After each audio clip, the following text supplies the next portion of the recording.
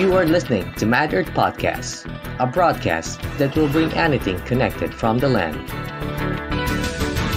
Brought to you by Pirate Studio.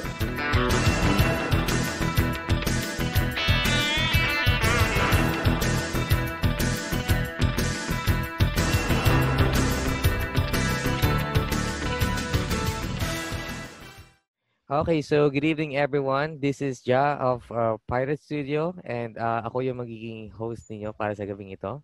At ngayong gabi, kasama natin ng isang kaibigan, isang comrade mula sa Pasig, mula Davao hanggang Pasig, nakakarating siya dito.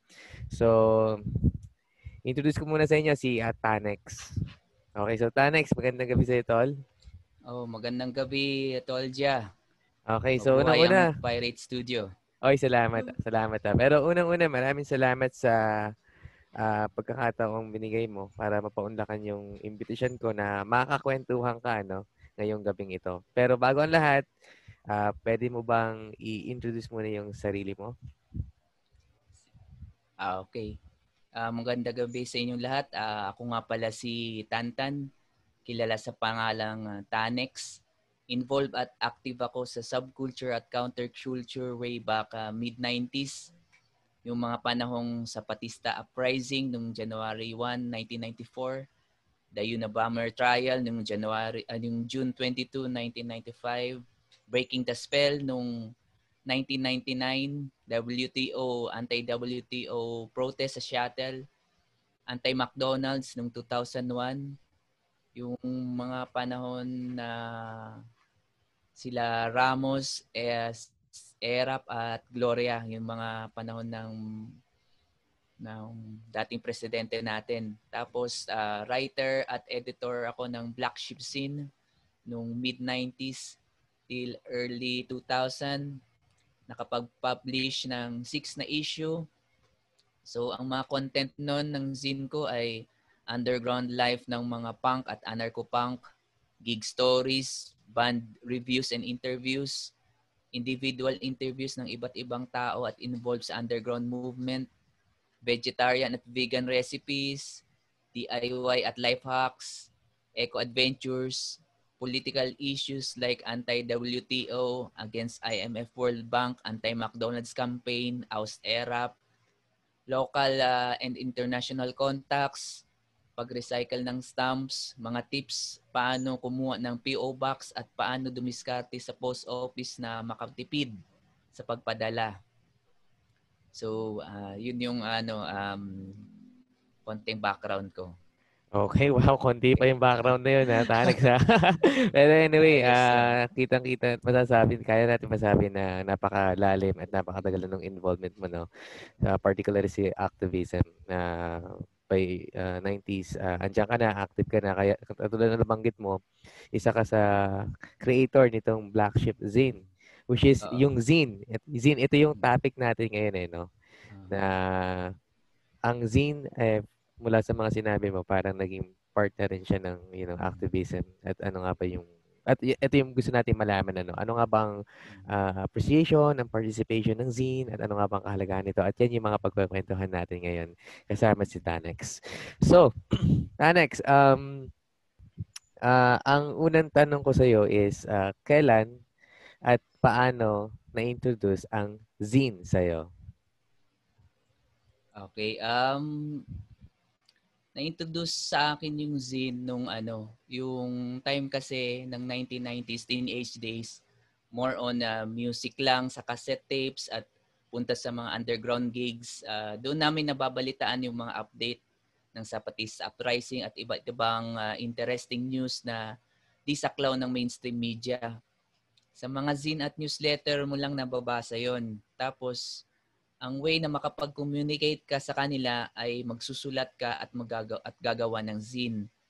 So mga panahon na yun, wala pang email at internet. So karamihan ano lang talaga, nababasa mo at nababalita mo. So napag-decide kami, karamihan sa amin na gumawa ng zine para makapagpalitan at makapag-share ng mga news at events. So yun yung time na nabuhay ang Black Sheep Zine at yung mga ibang local zines sa Davao. So, yung time na nagkaroon kami ng international contacts at saka local contacts, na nagkaroon kami ng mga networks sa Luzon. So, yun. Iba ang feeling na makakatanggap ka ng sulat na mismo handwriting ng author at saka yung handwriting ng editor at gumagawa ng libro. So, napaka-organic ng feeling at feeling mo totoo yung connection. So, mag-aantay ka pa ng minsan mga 1 week or 2 weeks or minsan months or ilang months para matanggap mo yung sulat at package. So, yun, na-appreciate ko siya kasi yung mga tropa din na di nakapag-school ay natutong magsulat, tapos natuto silang mag-aral. So, naging namin yon, naging alternative education namin yung time na yon. Mas nakikita namin na ang totoong buhay ay nasa paggawa ng zine, tsaka hindi ka magdidepende sa mainstream media kasi tingin namin sa mainstream media ay lason. So yun ang yun doon nag-umpisa ang namin, yung fascination namin sa paggawa ng zine. Wow. Thank you. Thank you sa pag-share ng experience mo na yun. At the same time, nabanggit mo na naging alternative education ang zine sa network ninyo, sa collective mo. Tama ba?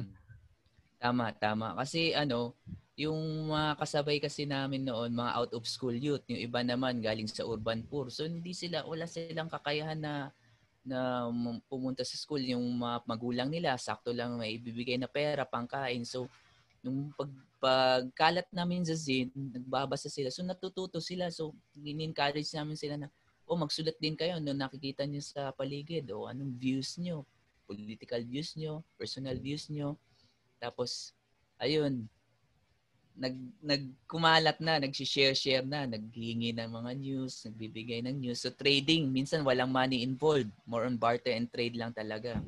Nice. Mukhang maganda yung practice nung nagsisimula pa lang kayo, Tanex, ha? Pero anyway, natutuwa at masaya ako malaman na, alam mo yun, yung zine is naging alternative education pa doon sa locality nyo, which is magandang impact yung nakikita ko na napakagandang impact nun. At the same time, nabanggit mo rin na hindi kayo ayaw nyo dumepende sa mainstream media kasi lason ang mainstream media. So, ibig sabihin, ang zine ay ginawa ninyong alternative para mag-provide din ng information. Tama ba? Tama. Kasi minsan di mo talaga makikita sa TV or sa newspaper yung mga kakaibang news na kunyari kung ano nang update dun sa class war sa UK. Hindi naman yun yung pinapakita sa CNN or hindi naman yung pinapakita sa ABS-CBN na news. So malalaman mo lang siya sa mga newsletter na darating or sa mga kaibigan na merong fanzine na galing doon na updated. So yun ang namin means of communication tsaka pag-update ng mga news. Nice. Kumbaga parang napaka-accurate pa ng mga nakukuha yung information coming from international and sa local. Tama ba? Tama. Wala pa kasing internet noon eh. Wala pang internet, oo. Wala pa, mga 90s. Pero, lang. okay, thank you sa pagkwento mo ulit ng Tanex, Pero, gusto kong tanungin, Tanex, ano ang naging appreciation mo sa zine? At ano ang naging halaga nito para sa iyo? Ang appreciation ko sa zine ay yun, naging naging alternative education namin siya at namulat kami kasi honestly, hindi ako natuto sa school na mag-compose, magsulat.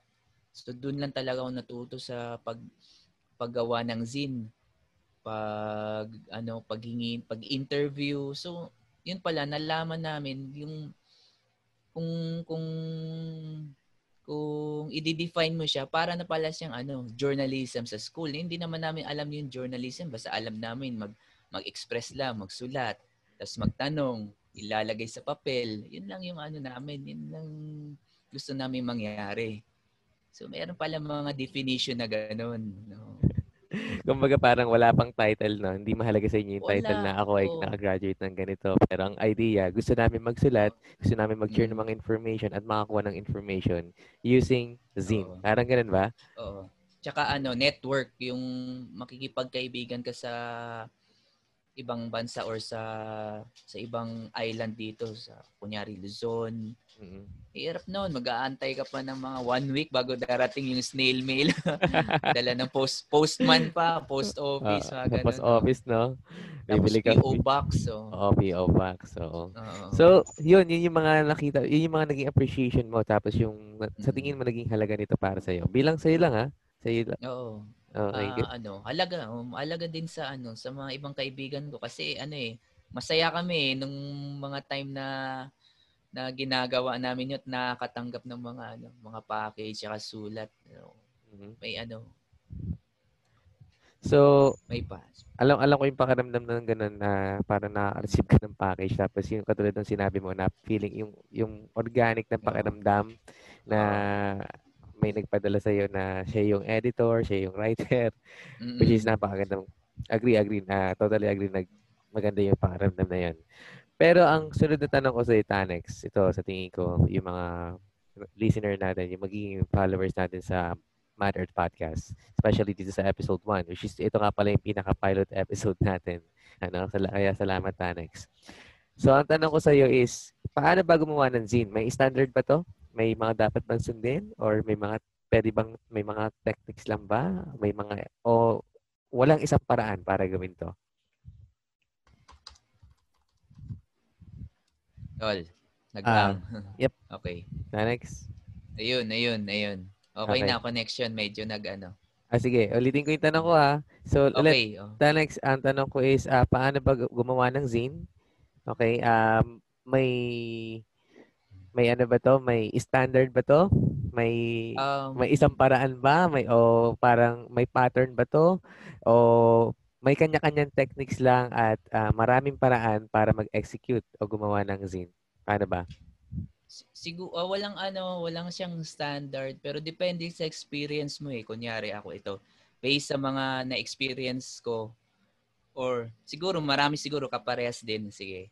Ang experience namin, first step ay mag-isip ka muna ng pamagat ng zine mo. Yun ang importante. Tapos, magplano kung ano ang mga contents. Minsan, given na yung contents kasi sobrang dami ng iniisip mo. Punong-puno ng ideas, philosophy, art. So, yun. Mailalabas mo siya doon sa zine. So, pwede mo ilagay lahat kasi ikaw naman magpapasya doon eh. And then, tapos dito na yung part ng creativity side, yung mag-hands-on ka sa paggawa. So, yun, cut and paste. Guguntingin mo, wala pang Photoshop na mga time na yun. Pagpapaprint ka or magre-recycle ka pa. Tapos yung mga image, itatype mo siya. Iba, typewriter. Nakaranas din ng typewriter din. Masarap din. Tapos pwede ka rin mag-recycle ng mga commercial magazines. Pwedeng gupit-gupitin mo mga mukha ng mga politician, tapos yung mga mukha ng katawan ng mga artist, pag didikit-dikitin mo sila. Tapos piliin mo yung mga body parts nila, mga ganun. Tawag namin diyan culture jam or culture jamming.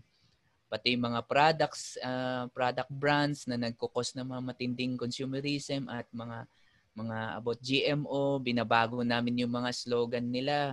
Tapos nilalagyan namin ng ibang propaganda.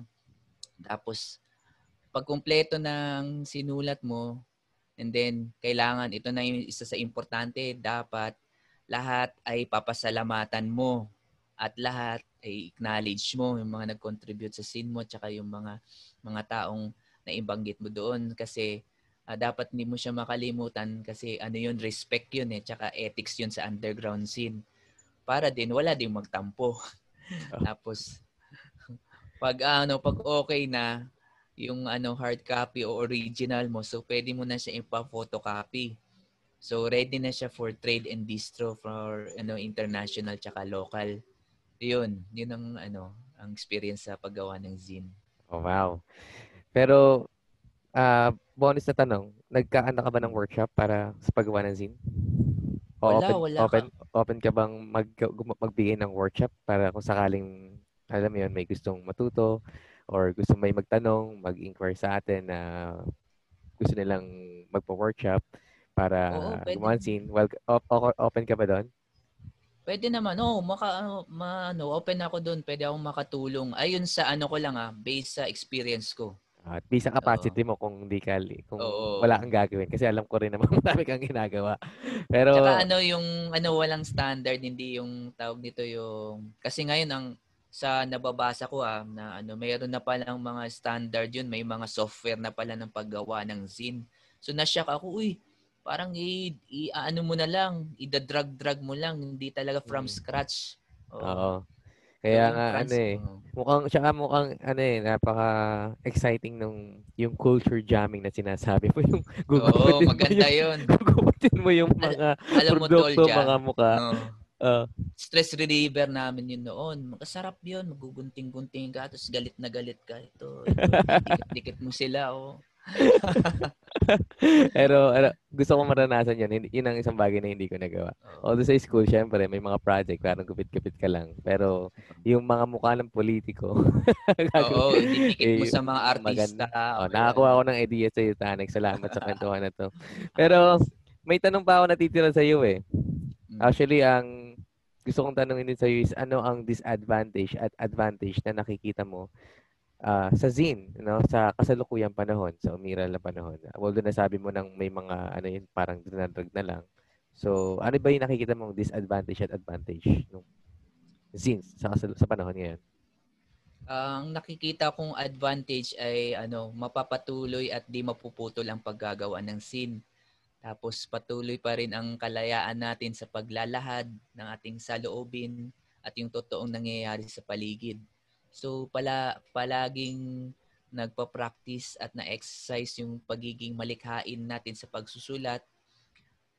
Kahit na nasa digital age na tayo ngayon, maganda pa rin gumawa ng mga hard copies na nasa papel.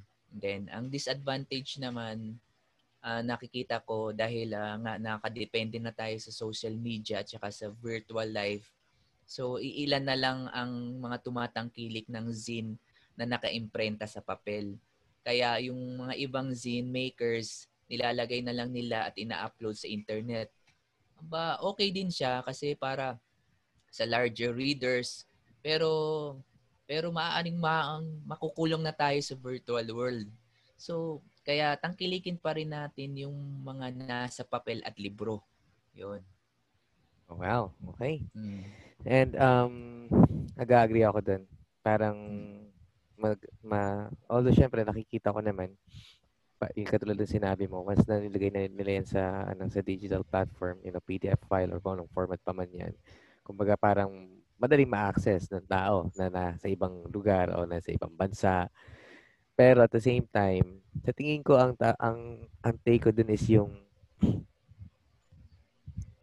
yung sincerity na mararamdaman mo kapag galing siya sa alam mo yun, organic na kita mong talagang sinulat nung tsaka nung yung writer. yung pahina gumaganon. Ngayon nakikita ko zine nga, ganda ng pagkagawa, raw din. Pero kada click mo, digital na gaganon, no? Oo nga. Kaya ako tuwan-tuwa rin ako yung may mga kaibigan. Kasi meron akong zine mo. At meron din ako yung kaibigan natin si Pong at yung iba pa, yung mga gumagawa ng zine. Si Katulad Pong. nila Tax, Tapos yung network sa Mutual Aid Disaster Relief, nagpadala rin sila ng zine dito sa Space. At sobrang na-appreciate ko kasi talagang sinulat. Handmade. Handmade talaga siya. At sobrang nakakatawa. But anyway, ayun nga. Tanex, meron ka bang zine? Kasi nabanggit mo kanina, creator ka ng Black Sheep Zine. Diba? So ngayon, buhay pa ba si Black Sheep Zine? At meron ka bang gusto pang i-promote? Sige. Bale, magre-reissue pala ako ng Black Sheep Zine from 1 to 6. Pera lang number 3 kasi di ko na na-retrieve. So malaking pasasalamat ko kay Doc Gani ng Make Your Own Fanzine, Make Your Own Zine at Distro ng Tayabas naitago pa kasi niya yung zine ko. Yung MYO pala ay isa sa mga pioneering zine at distro nung 90s. Hanggang ngayon ay buhay pa rin siya.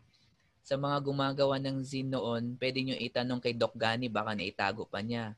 So bukod sa international contacts kasi, ang MYO ay source namin sa underground record labels at mga babasahin tulad ng Profane Existence. So, yun, mabuhay ka, Doc Gani. Papadalan pa kita ng staff. Wow. Yun. Salamat. At Yes, yes. Tanex, bago makalimutan, dahil nasabi mo Meron pa. sige.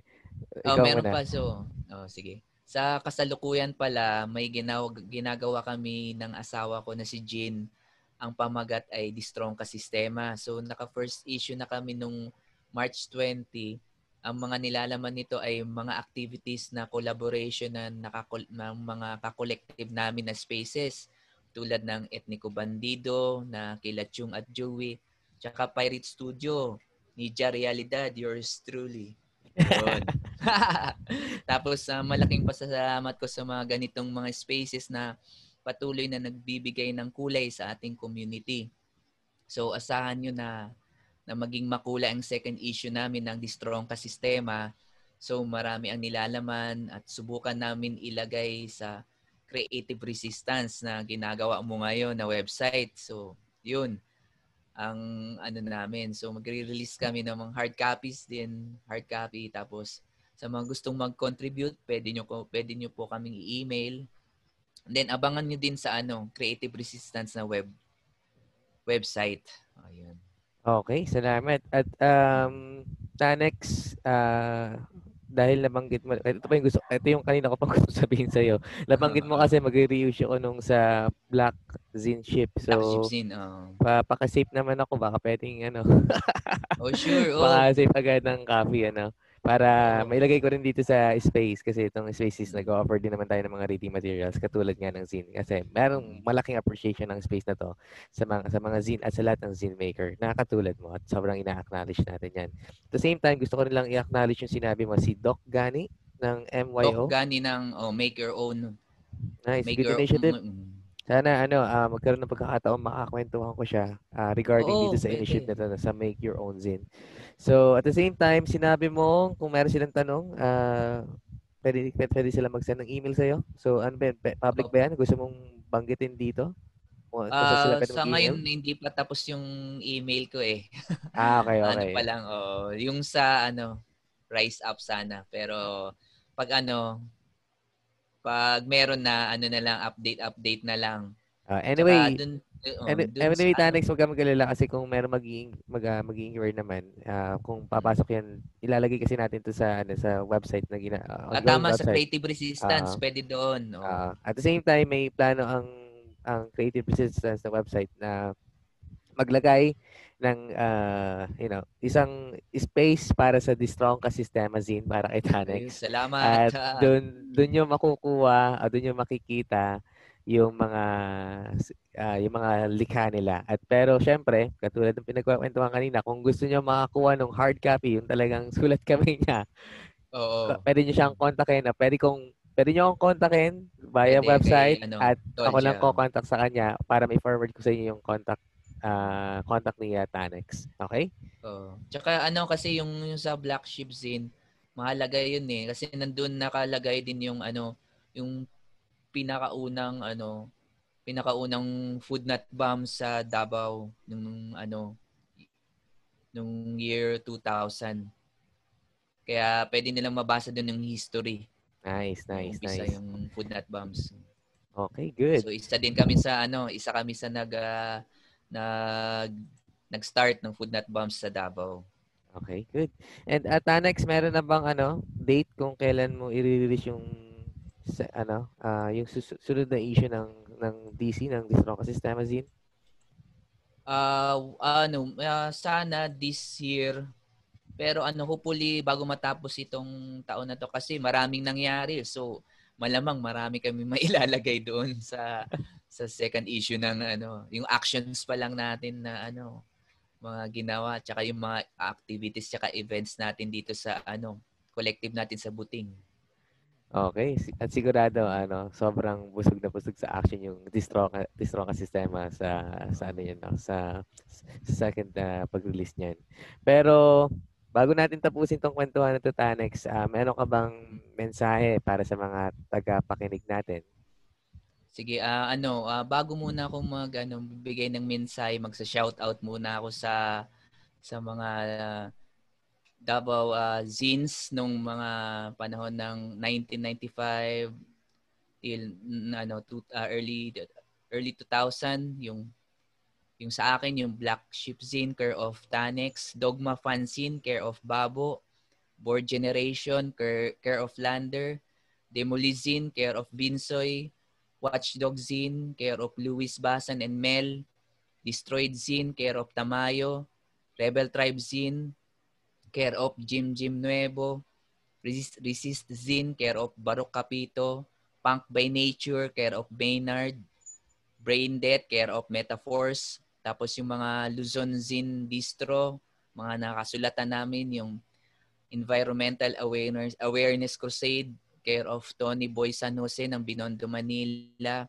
No More War Production care of Yumar Taranco, Sampaloc, Manila, mga taga Samcor, Animal Liberation Front care of Peter Garlo de Jesus, Malate, Manila, Expose Factozine care of Erickson Akyatan ng Lucena City, Aggressive Dog Attack and Betlog Zine care of Boy Piodos ng San Pedro, Laguna, tapos Respire Zine care of Joel Kasakop ng Santa Rosa, Laguna, Newscaster care of Jerry Cruz ng Mekawayan, Bulacan. Ito yung kaisa-isang skazin ng Bulacan.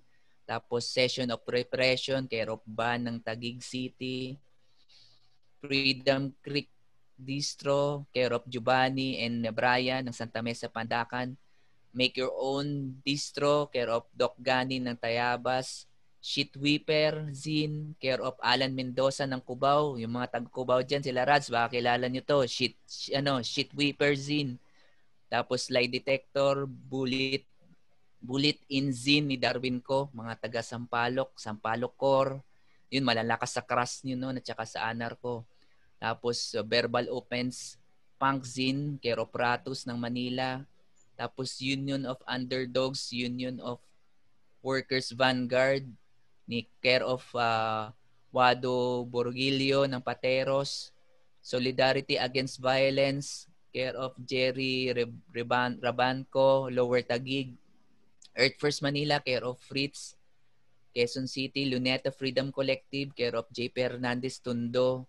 Local Anarchist Network, care of Ramon ng Manila. Tapos mga international network, Anarchist Book Fair noong 1996 sa San Francisco, US.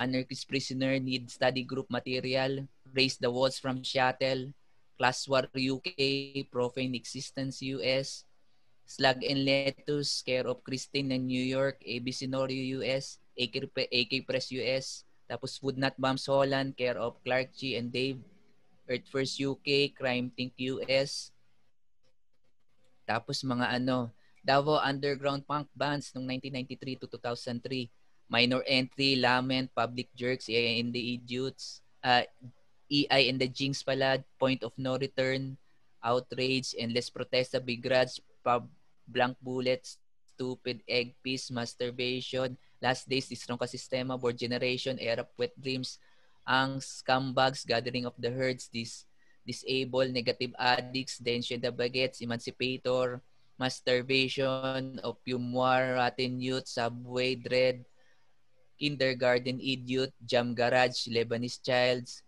Tapos ito last, mga circles and collectives and movements ng Davao. Rebel Tribe Movement, DAPC, Davao Anarcho-Peace Punks, DARM, FNB Davao, EF Davao, ALF Black, Katribo, Unwritten Future, Theater Collective, as a whole, Davao Punk, Rock Zine, Kinaiyan, Unahon, Organic Minds, Sian Season, Maharlika Integral, Feral Crass, Mentes Organicas, Autonomous Action Mindanao, Kalinan Punks, Turil Punks.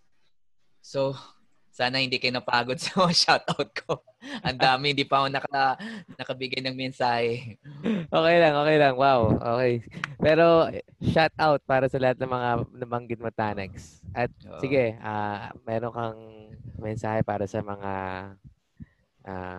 tagapakinig natin, sa mga listeners natin. Okay, ang mensahe ko ay patuloy lang natin ang paggawa ng zine. Sulat lang tayo ng sulat. Ito ay silbing sandata natin laban sa mainstream media. And then ang naidudulot ng mainstream media ay poison sa ating mga isipan. And then akala natin na masaya at nakakaginhawa ng buhay pero indirect tayo na kinokontrol. Sa mga ka-network naman natin, kailangan ang ratio natin ay 1:10 na maging pag-atake sa mga pagdo-dominate ng commercial media. Kasi sila talaga nagko-control sa atin. Ang marketing ng consumerism ay laganap. Kahit saan ka pumunta, nandyan sila. Kaya gagawa tayo ng sarili nating media na mag-i-expose ng metodo ng pagkontrol nila sa mga buhay natin. So, gawin nating malikhain at masaya ang paggawa ng zine. So, applicable siya ngayon sa panahon natin. Kaya gawin nating kakatawanan ang commercial media. Yun ang mensahe ko. Okay, solid. Maraming salamat. And, okay. So, anyway, para sa lahat ng mga nakikinig, kung meron kayong question o mga katanungan regarding kay Tanex at sa The Strong Kasistema Zine, pwede kayong magpadala ng message sa akin o sa website na kung saan natin lalagay ito. At the same time, pwede nyo rin ipadala yan sa piratesstudio@riseup.net. Tapos, once na nakuha ko yung mga tanong nyo, automatic ibibigay ko na yan kay Tanex at si Tanex na yung kukontak sa inyo. So, ayun lang. Tanex, maraming salamat ulit sa pagkakataon na to. Marami akong natutunan sa'yo at sobrang mas na-appreciate ko ngayon yung zine. Parang after nito, parang gusto kong magbasa-basa ng zine. Pero, yun lang. Maraming salamat. Sa akin lang siguro, ang gusto ko lang ibahagi is katulad ng sinabi mo, wag mawala yung creative na paraan. At sa tingin ko, katulad ng sinasabi ng Space, naniniwala ng creative assistance is everywhere. Nasa sa atin yan, nasa kamay natin yan. At lahat ng tao ay may kakayahan, may capacity para gawin yan. At naniniwala ako na ang zine ay isang effective tools para mag-resist, para magbigay ng awareness, mag-breed ng radical consciousness sa tao, para malaman natin anong klaseng sistema nga ba yung umiiral. So, yun lang. Tanex ulit, maraming salamat. At sa lahat ng mga tagapakinig, maraming salamat sa inyo. Patuloy niyo po sana supportahan ang Mad Earth Podcast. At kung meron kayong mga request or may mga topic kayong gustong pagkwentuhan dito, o kung gusto niyo sumalang, magpadala rin lang kayo ng mensahe sa akin. So, yun lamang. Maraming salamat at magandang gabi sa inyo. You are listening to Mad Earth Podcast, a broadcast that will bring anything connected from the land. Brought to you by Pirate Studio.